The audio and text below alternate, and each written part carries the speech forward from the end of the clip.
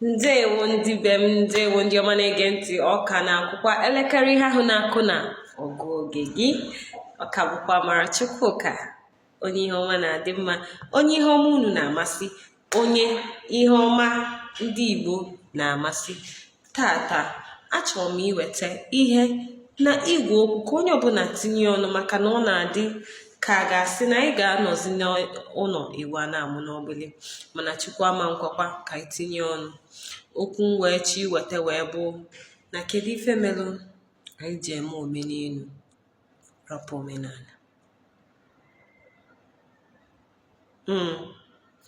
Ọ na-ewute m na anyị hapụrụ ihe anyị kwesịrị ị na-eme ihe anyị kwesịrị ime.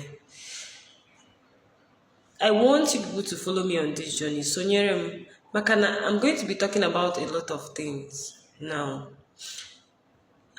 Nke izizi nchi ikwu maka ime omenelu rapụ omenala. Nke mbụ wee bụrụ, aka m na-ekwukwa okwu ịrụtụ aka n'aha nna gị, your surname. If you're given a surname, it's your identity. It is you. It is believed that this thing is who you are. I don't see the reason why you're changing it. You're changing it and you're taking a surname that is English name. Have you seen India person answer even normal English name?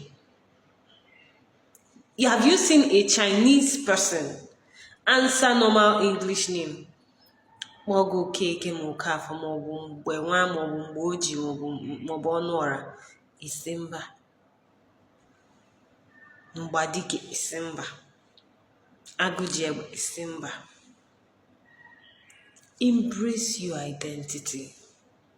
Embrace who you are, because see, if we wash away our identity, we'll turn to wannabes, and if we turn to wannabes, it's not going to be nice. I feel like all of us should embrace who you are.